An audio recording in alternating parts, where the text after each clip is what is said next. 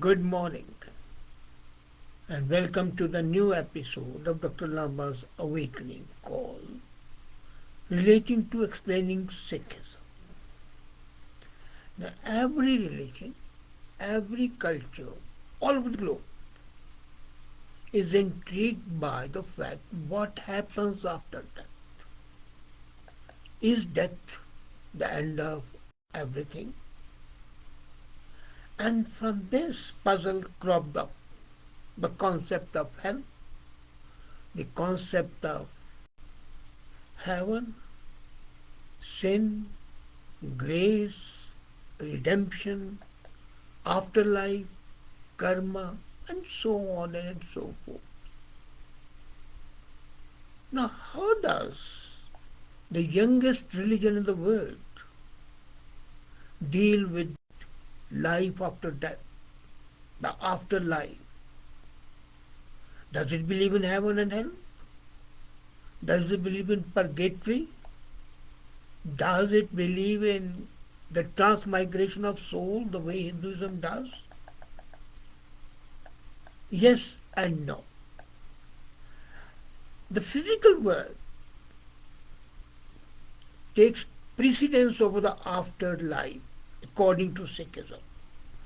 What we're living today is more important, more needy, more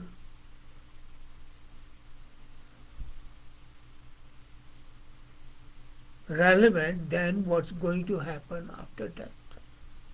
Sikhism believes that this life is the most important, and the physical life is a gateway to the Sikh afterlife, a chance to reunite with God.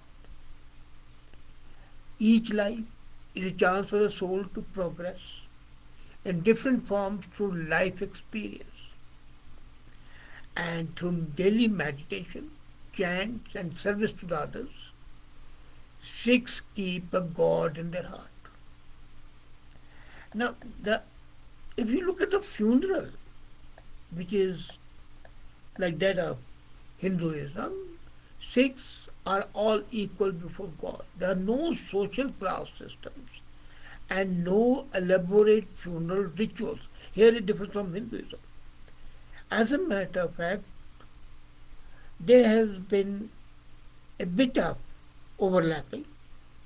The Sikh funerals are supposed to be cremation, then ashes to be immersed in water, period.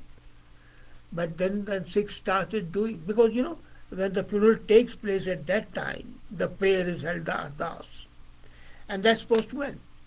But the grief-stricken families then went in and had akhand parts and open parts to assuage the social imperative, not the religious imperative.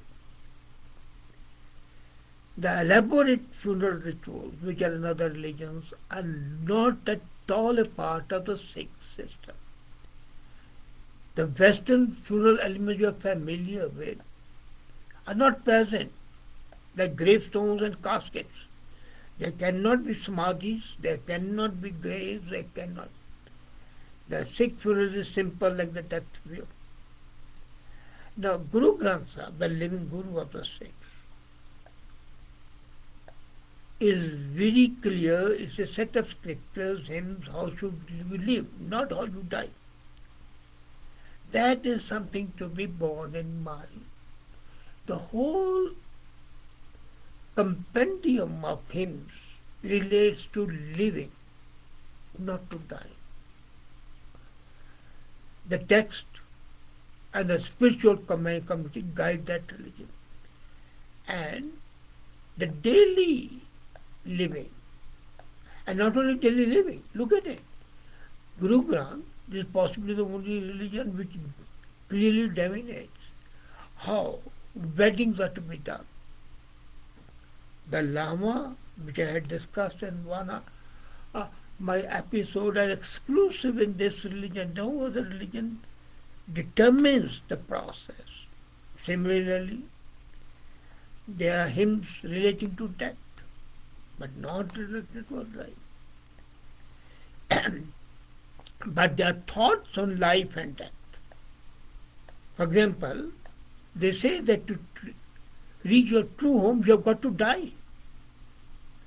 Agreed, but you must conquer death while you are still alive. So there are two ways you can live, in heaven or in hell.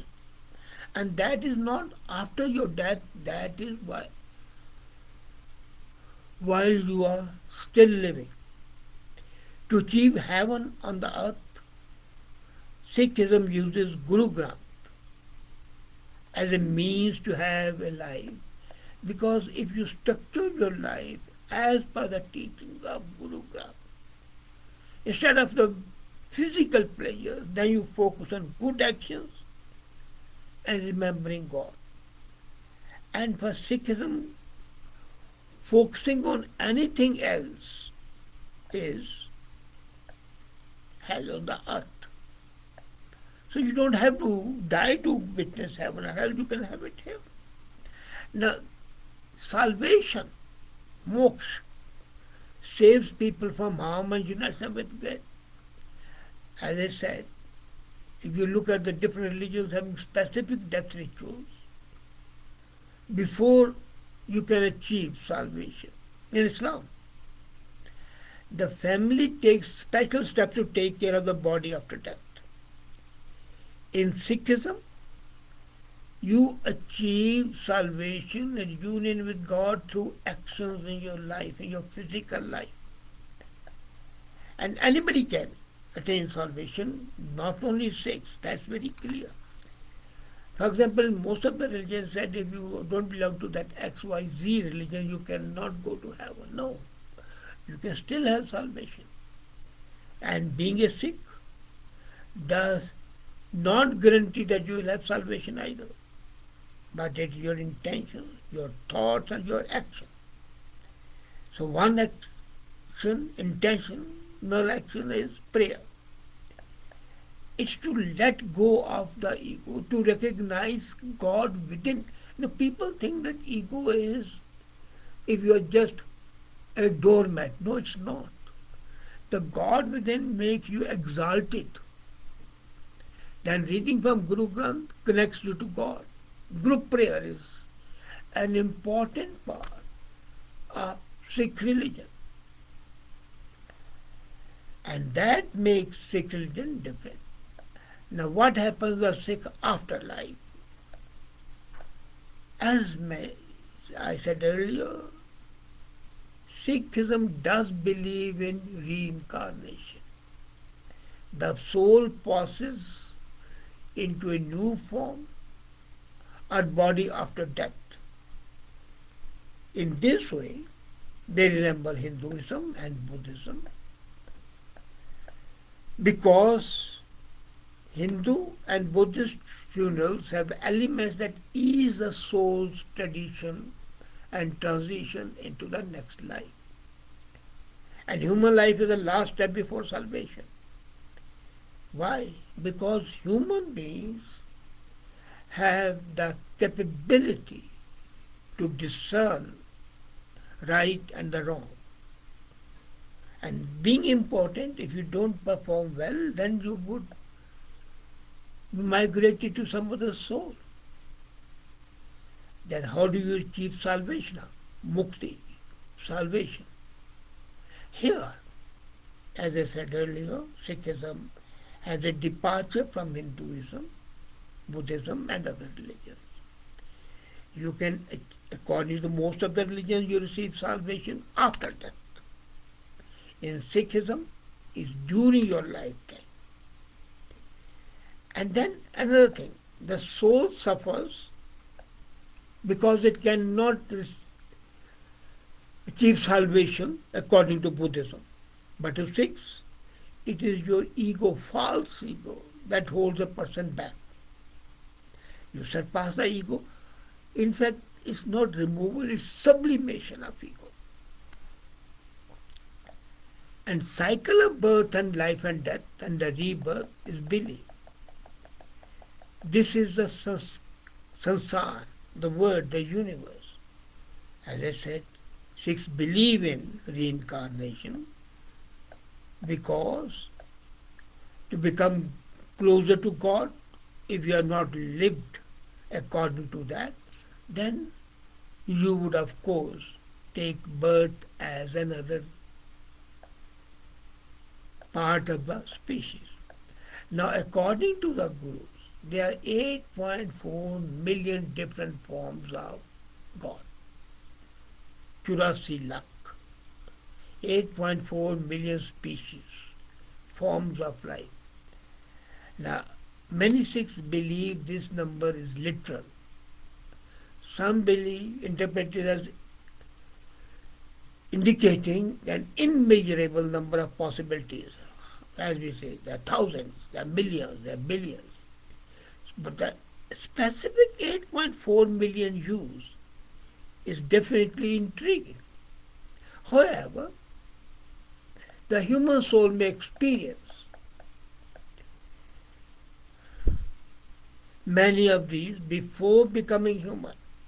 So you might have lived a life of these 8.4 million before being born as a human. And life, since everything happens according to the will of the God, so the people in their living era, through their actions, have to bear the consequences. So next life depends on your good. If you're doing good, if you're kirit karna one chakra, I say distribute, be a trusteeship, don't be a greedy person. Have empathy with the people, have compassion with the people, and then meditation. Then you don't have to worry about reincarnation because you are receiving that salvation. And what happens in death?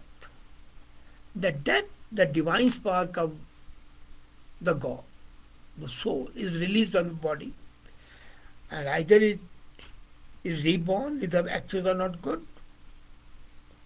So the aim of Sikhism is that all Sikhs should escape their cycle of rebirth, that is salvation, or mukti.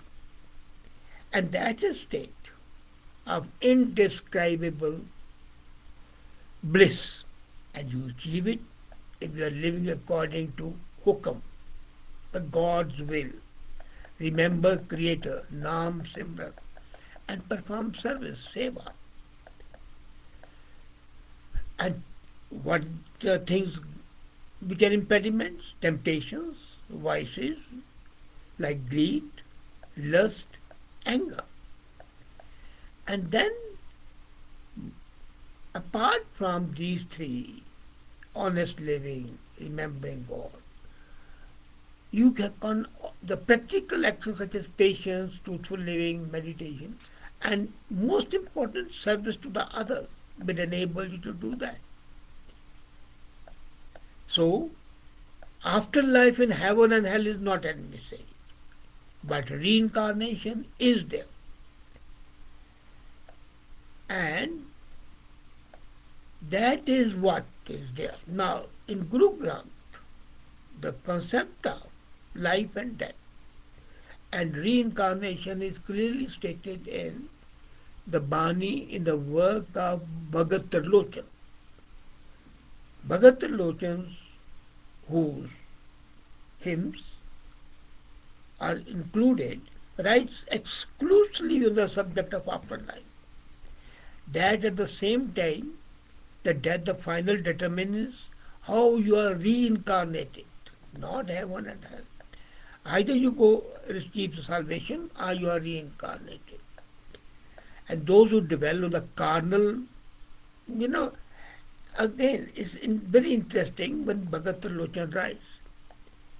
He says that your action would determine that the soul will take birth in accordance with what you remember last at the time of death. If at the time of death you are thinking of riches or are worried about a wealth, you'll be born as a serpent. And snakes, serpents, all those. And if you are dwelling on the thought of having carnal relationship, you'll be born in brothels.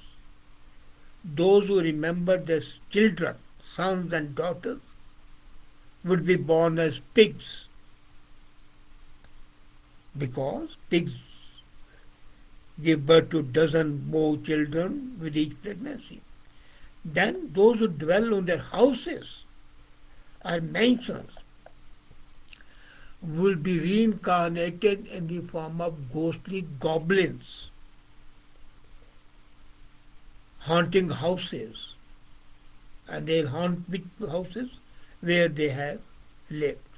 So those final thoughts are divine, merge and impede your merging.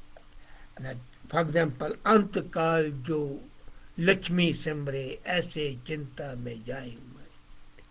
So if you are remembering well, then dives I thought, as I said, Sarap John Val Val Otray. If you are in and if you are thinking of wealth, then you will be Sarap. Sarap is snake, John. अंतकाल जो सत्री सिमरे ऐसा चिंता में जन्म मरे. And if you are thinking of having your relations with women, then you would be born and brought up. Bhav sagar jo val utraye. So you'll be born as a courtesan over and over again. अंतकाल जो लड़िए सिमरे ऐसा चिंता में जाए मरे. Shukar jai wal author. And if you are remembering children and dives, I thought you will be born as a pig, as a swine. So this final thought and your life is much more important. And the person who dies with the thought of a God would be liberated, and the yellow-robed Lord, the color, the yellow robe, would enable God to reside in your heart. So this concept of heaven and hell being on the earth in this life, reincarnation. Now again, reincarnation is not only in animals. You can be reborn as a human being, as courtesan, he said, as a prostitute. You can be born as an animal, or you can be born as a plant, vegetation. So the biodiversity is possible. And before looking into death and the afterlife, this moral life, this mortal life is the deciding factor how you live. So there is no afterlife, either there is reincarnation or there is absolute salvation. But heaven, hell, purgatory, these are not a part of Sikh tradition or Sikh culture. Thank you.